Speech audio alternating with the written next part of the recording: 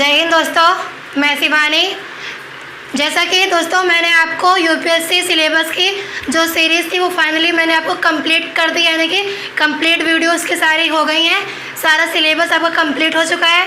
Finally मैंने interview के बारे में भी आपको बता दिया है, उसकी भी वीडियो बन चुकी है। अगर आपको वो देखना है तो आप हमारे प्लेलिस्ट में जाके देख सकते हो। और आज के इस वीडियो में हम आपको स्टडी मटेरियल के बारे में बताने वाले हैं। जैसा कि जब आप स्टार्टिंग में प्रिपरेशन स्टार्ट करते हो तो सबसे पहले क्या होता है कि हमें सिलेबस पता होना चाहिए, फिर उसके बाद उसकी जो बुक लिस्ट होती है, तो एग्ज़ाम का पैटर्न क्या है, तो ये सारी चीज़ें मैंने आपको बता दी है। तो आज के इस वीडियो में हम आपको यूपीएससी स्टडी मटेरियल बताने वाले हैं, क्योंकि अब हमें सिलेबस तो सारा पता ही हो गया है, बुक लिस्ट भी पता हो गई है, सारा एग्ज़ाम का पैटर्न पता हो गया। तो अब हमें क्या करना है, प्रिपरेशन करनी है। तो उसके लिए हमें स्टडी मटेरियल के बारे में भी पता होना चाहिए कि हमें स्टार्टिंग में जब प्रिपरेशन करनी है तो क्या क्या हमारे पास रिसोर्सेज होने चाहिए। दोस्तों, ये जो हम आज अपनी ये स्टडी मटेरियल की वीडियो बना रहे हैं, इसके पीछे मेरे कई दिनों की मेहनत है। ऐसी वीडियो आपको यूट्यूब पर और कहीं नहीं मिलेगी। आप अगर हमारे चैनल पे आ गए हो तो आपको सारी चीज़ें यहीं पे मिल जाएंगी सीरियल से, जैसा कि सिलेबस, फिर उसके बाद क्या था बुक लिस्ट, और आज स्टडी मटेरियल। और हम आपको नेक्स्ट वीडियो में रूम सेटअप के बारे में बताएंगे, क्योंकि आप यूपीएससी में आ गए तो रूम सेटअप भी आपका एक सेपरेट होना चाहिए। बिकॉज ये यूपीएससी या कोई वनडे लेवल का तो एग्ज़ाम है नहीं कि आप कहीं पर भी बैठ के पढ़ सकते हो। इसका सिलेबस भी इतना ब्रॉड है। तो क्या होता है कि जब हम यूपीएससी की प्रिपरेशन करते हैं तो हमें खुद ही मोटिवेट रहना पड़ता है। और मोटिवेशन आपको कब आएगा, जब आपको कोई रीज़न होगा अपने गोल को प्राप्त करने के लिए, अचीव करने के लिए। आपको कोई जब तक आपको कोई रीज़न नहीं होगा, आपको मोटिवेशन खुद से नहीं आएगा। और यूपीएससी में आने के बाद आपका एक सेपरेट रूम भी होना चाहिए, जिसमें माहौल होना चाहिए पढ़ने का, उसमें सारी चीज़ें यूपीएससी से रिलेटेड लगी होनी चाहिए।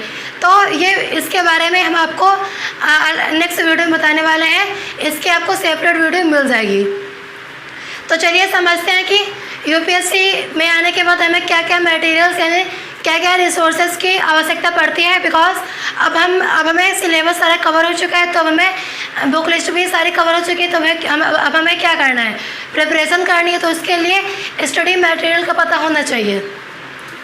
तो स्टडी मटेरियल में एनसीईआरटी बुक्स, जैसा कि मैंने आपको बुक लिस्ट की भी मेरी एक वीडियो बन चुकी है। आप अगर हमारे चैनल पे अभी आज नए हो तो आप हमारे चैनल को सब्सक्राइब करो, और आपको अगर बुक लिस्ट की वीडियो देखनी है तो आप हमारे प्लेलिस्ट में जाकर देख सकते हो, वहाँ पे आपको मिल जाएंगी। तो एनसीईआरटी बुक्स, जैसा कि मैंने आपको बुक लिस्ट वाली वीडियो में ही एनसीईआरटी बुक्स की इम्पोर्टेंस बता दी थी। फिर भी अगर आप आज नए हो तो हम आपको आज भी यहाँ पे समझा दे रहे हैं कि एनसीईआरटी बुक्स की वैल्यूएशन क्या होती है। बिकॉज अब हमें स्टैंडर्ड बुक्स भी पढ़ना है, तो उसके लिए हमें पहले एनसीईआरटी बुक्स पढ़नी होगी। एनसीईआरटी बुक्स पढ़ने से क्या होता है कि आपको जो बेसिक है वो भी स्ट्रांग हो जाएगा। और मान लो आपको कोई नया सब्जेक्ट है आपके लिए, तो उसमें आपका इंटरेस्ट भी नहीं है, आपने पहले कभी उसे पढ़ा नहीं है, तो जब आप एनसीईआरटी पढ़ लोगे तो आपको वो सारी चीज़ें अच्छे से समझ में भी आएंगी, इंटरेस्ट भी बन जाएगा, और आप उस सब्जेक्ट को अच्छे से जान भी लोगे। तो एनसीईआरटी बुक्स तो आपको पढ़नी ही पढ़नी है। उसके बाद ही आपको रेफरेंस बुक पे आना है। पहले तो आप 6th 7th 8th 9th 10th 11th 12th की सारी एनसीईआरटी बुक्स सभी सब्जेक्ट की पढ़ लीजिए। उसके बाद ही आप स्टैंडर्ड बुक्स पढ़ोगे। तो फिर इसमें जो हमारा नेक्स्ट मटेरियल है वह है डेली न्यूज़पेपर, यानी कि जब आप यूपीएससी में आ गए तो आपको न्यूज़ का एक एडिक्शन सा होना चाहिए, यानी कि आपको न्यूज़पेपर पढ़ने की एक आदत होनी चाहिए। अब आप यूपीएससी में आ गए हो, इसमें क्या होता है कि हमें हर फील्ड का नॉलेज होना चाहिए, बोलना आना चाहिए, लिखना आना चाहिए। तो उसके लिए क्या है, आपको न्यूज़पेपर भी पढ़ना होगा। न्यूज़पेपर द हिंदू या फिर आप अगर कोई अदर पढ़ रहे हो तब भी ठीक है, बट आपको न्यूज़पेपर पढ़ना ही है। आप चाहे जो पढ़ो, चाहे द हिंदू, चाहे दैनिक जागरण या फिर कोई अदर। ये न्यूज़पेपर पढ़ने से क्या होगा, हमें आंसर राइटिंग में भी काफ़ी हेल्प होती है, और जो हमारी कम्युनिकेशन स्किल जो कि इंटरव्यू के लिए काफ़ी इम्पोर्टेंट है, उसमें भी काफ़ी हेल्प मिलती है न्यूज़पेपर से। और इससे हमारे करंट अफेयर, इंटरनेशनल रिलेशन, ये सारी चीज़ें भी तैयार हो जाती हैं यहीं से। स्टैंडर्ड बुक्स फिर आपको जैसे कि मैंने आपको बताया कि एनसीईआरटी बुक्स, तो एनसीईआरटी बुक्स को आपको पढ़ने के बाद फिर स्टैंडर्ड बुक्स पे आना है। स्टैंडर्ड बुक्स आपको पढ़ना है तो इसके लिए घटना चक्र भी आपको पढ़ना है, स्टैंडर्ड बुक्स पढ़ना है, फिर घटना चक्र, सीसैट की बुक। जैसे कि मैं आपको यहाँ पे एक स्टैंडर्ड बुक दिखा रही हूँ कि यह स्पेक्ट्रम की है, आधुनिक भारत की हिस्ट्री की बुक है, तो ये भी एक स्टैंडर्ड बुक है, आप इसे पढ़ सकते हो। और घटना चक्र भी आपको पढ़ना ही होता है, तो हम आपको घटना चक्र भी दिखा रहे हैं। एक ये है घटना चक्र, ऐसे ही 8 घटना चक्र आती है, तो आपको 8 घटना चक्र पढ़ने ही होंगे। घटना चक्र पढ़ने से आपका प्रीलिम्स की अच्छी प्रिपरेशन हो जाती है और इससे प्रीवियस ईयर के जो क्वेश्चंस होते हैं उनका हमें आइडिया लग जाता है कि क्या चीज़ इंपॉर्टेंट है फॉर एग्ज़ाम और क्या चीज़ें इंपॉर्टेंट नहीं है। तो ये तो स्टैंडर्ड बुक्स और घटना चक्र रहा। फिर यहाँ पे लिखा हुआ सीसैट बुक, तो ये है हमारी सीसैट बुक। इसको पढ़ने से आपको जो सीसैट का पेपर है वो सारा कंप्लीट हो जाएगा, यानी कि आप अगर इस बुक को पूरी पढ़ लोगे तो सीसैट तो आपका निकल ही जाएगा। तो ये जो बुक है हमारी सीसैट की है, अरिहंत की है। अगर आप कोई अदर बुक्स भी पढ़ना चाहते हो तो आप पढ़ सकते हो। तो ये सीसैट की बुक रही। आपको मैंने स्टैंडर्ड बुक्स, घटना चक्र और सीसैट की बुक दिखा दी, आप ऐसी बुक्स भी ले सकते हो। फिर हमें स्पाइरल और सेंचुरी की आवश्यकता पड़ेगी। इसके लिए हमें आवश्यकता क्यों पड़ेगी? क्योंकि हमें नोट्स भी तो बनाने हैं, तो नोट्स बनाने के लिए स्पाइरल की भी आवश्यकता पड़ती है और सेंचुरी की भी। तो ये स्पाइरल है, आप इसमें भी नोट्स मेकिंग कर सकते हो। और जब आप नोट्स बनाओगे तो आप कलरफुल नोट्स बनाना, क्योंकि क्या होता है कि जो चीज़ें हमें देखने में अच्छी लगती हैं उसे पढ़ने का भी मन करता है। तो जब कलरफुल नोट्स रहेंगे तो उससे क्या होता है, पॉजिटिविटी भी आएगी और आपको पढ़ने का मन भी करेगा। तो ये रही स्पाइरल। आई होप आपको सारी चीज़ें आसानी से समझ में आ रही होंगी। तो आपको स्पाइरल में नोट्स बनाने हैं और सेंचुरी में भी आप नोट्स बना सकते हो। तो हम आपको सेंचुरी भी आपको दिखा रहे हैं। ये रही पूरी सीट हमारी सेंचुरी की, आप ऐसे सीट ले सकते हो। इसे लेने से क्या फ़ायदा होगा कि आप जब सेंचुरी में नोट्स बनाओगे तो जो मेंस का जो एग्ज़ाम होता है उसमें जो कॉपी मिलती है हमें, वो वाइट पेज में ही मिलती है, यानी कि वो पूरा वाइट पेज होता है, उसमें लाइनिंग नहीं होती। तो सेंचुरी में भी ये जो सीट है हम आपको दिखा रहे हैं, इसमें भी लाइनिंग नहीं होती है, ये भी वाइट पेज की तरह है। तो जब आप इसमें लिखोगे यानी कि नोट्स बनाओगे तो आपकी जो आंसर राइटिंग करनी है यानी कि मेंस में, उसकी अच्छे से प्रैक्टिस भी हो जाएगी यहीं से। तो आपको ये सारी चीज़ें अच्छे से समझ में आ रही होंगी।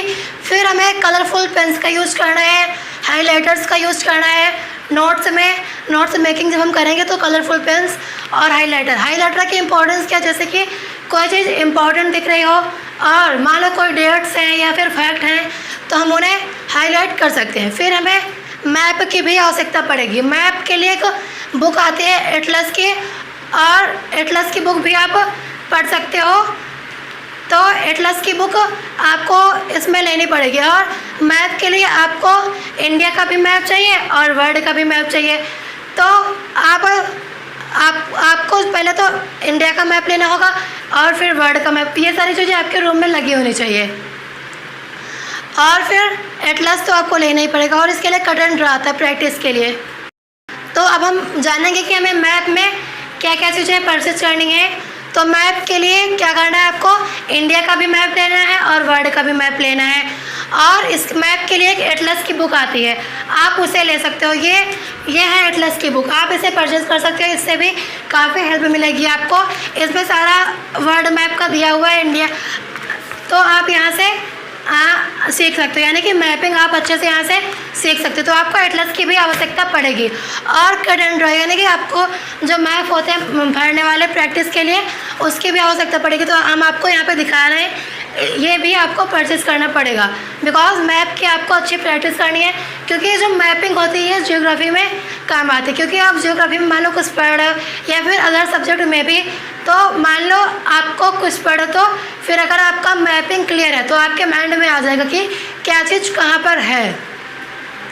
फिर प्रीवियस ईयर के सैम्पल पेपर्स आपको लेने होंगे, इसकी बुक आती है, आप वो ले सकते हो सैम्पल पेपर्स की। और ऐप भी आते हैं इसके, आप मान लो अगर बुक नहीं परचेज कर पा रहे तो आप ऐप से भी इसकी प्रैक्टिस कर सकते हैं। नहीं, ऐप पर भी आपको सैम्पल पेपर्स मिल जाएंगे।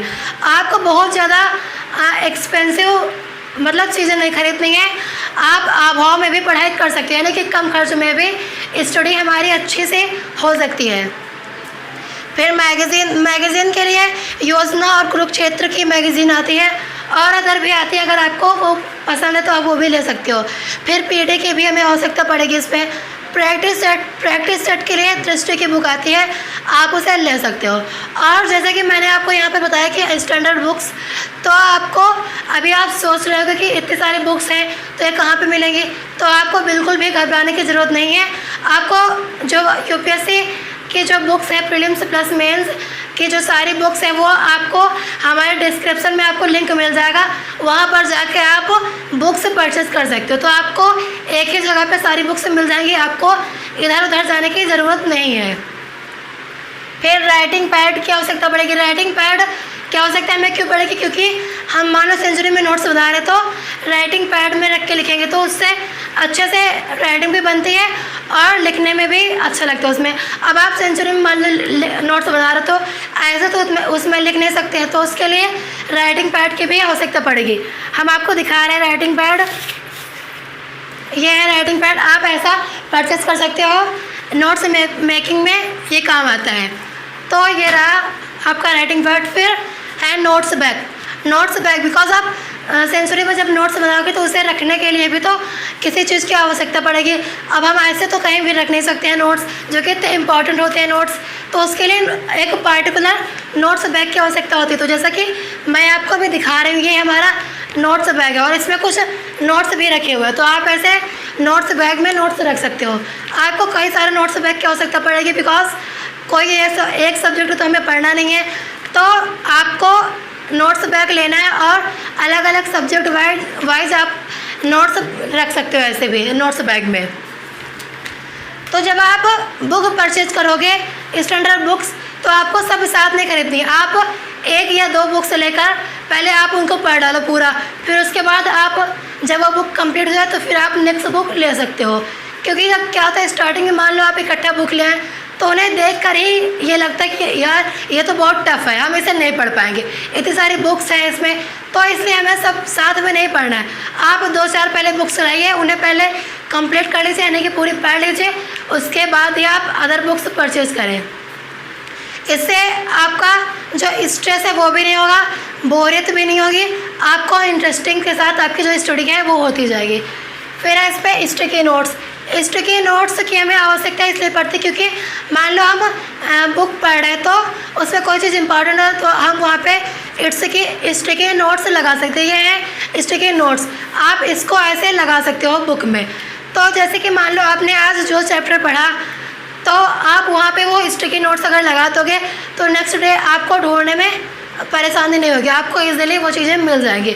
फिर नोटिस बोर्ड होना चाहिए बिकॉज आपको जो टास्क करना है, मान लो आपको कोई चीज़ करना है, आज पढ़ना है, मान लो कोई सब्जेक्ट आप भूल जाते हो तो आप एक छोटे से पेज में लिख के नोटिस बोर्ड में आप लगा सकते हो। तो नोटिस बोर्ड आप घर पे भी बना सकते हो, इसे आपको परचेस करने की भी आवश्यकता नहीं है। आपको नोटिस बोर्ड स्क्रीन पर दिख रहा होगा।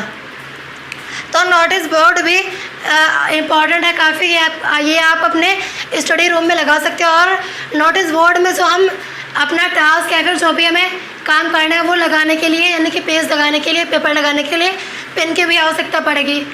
तो ये तो हो गया सारा नोटिस बोर्ड का। तो नोटिस बोर्ड आपको स्क्रीन पर दिखा है, आई होप आपको ये समझ में आ गया होगा। फिर डायरी की क्या इंपॉर्टेंस है, मान लो आपको जो सिलेबस पता है तो आपकी एक पर्सनल डायरी होनी चाहिए जिसमें आपका सिलेबस खुद का लिखा हुआ होना चाहिए। सिलेबस की बुक भी आती है बट उससे बेटर है कि आप सिलेबस खुद लिखो, बिकॉज जब आप खुद से सिलेबस लिखोगे तो क्या होगा कि आपको वहीं से याद भी होता जाएगा। बुक आप पढ़ोगे तो उससे ज़्यादा समझ में नहीं आएगा, जब आप खुद नोट्स बनाओगे सिलेबस के तो ज़्यादा अच्छे से क्लियर हो जाएगा। डायरी में आप अपनी कमियां भी लिख सकते हैं, मान लो आपकी कोई कमियां हैं, आपको उसे दूर करना है तो आप पहले उसे अपनी डायरी में लिखो सारी कमियां, फिर एक एक करके सुधारो। जैसे मान लो आपने एक कमी लिखी और वो कमी आपने सुधार ली तो फिर उसे कट कर दो कि ये हमारी कमी सुधर चुकी है। फिर आप नेक्स्ट जो भी आपकी कमियां हैं उसे आप सुधारने का प्रयास करो, और कमियां जो भी हैं आप सुधर सकती हैं। बिकॉज अगर आप प्रयास करो तो ऐसा तो है ही नहीं कि सुधर नहीं सकता है, चाहे जितनी बड़ी कमी हो वो सुधर सकती है। डायरी की आपको आवश्यकता पड़ेगी बिकॉज आपको सिलेबस तो इसमें लिखना ही है। जो भी आपको यूपीएससी से रिलेटेड नॉलेज मिल रहा है आप डायरी में नोट डाउन कर सकते हो। इसके लिए आपकी पर्सनल डायरी होनी चाहिए बिकॉज अब सारी चीज़ें ऑलवेज माइंड में तो रहते नहीं है, इसलिए आपको नोट डाउन होना चाहिए। जो भी चीज़ें आपको मिल रही हैं, जो भी नॉलेज जहाँ से भी मिल रहा है यूपीएससी से रिलेटेड, आपका डायरी में नोट डाउन होना चाहिए। तो गाइस आई होप आपको ये वीडियो समझ आ रही होगी।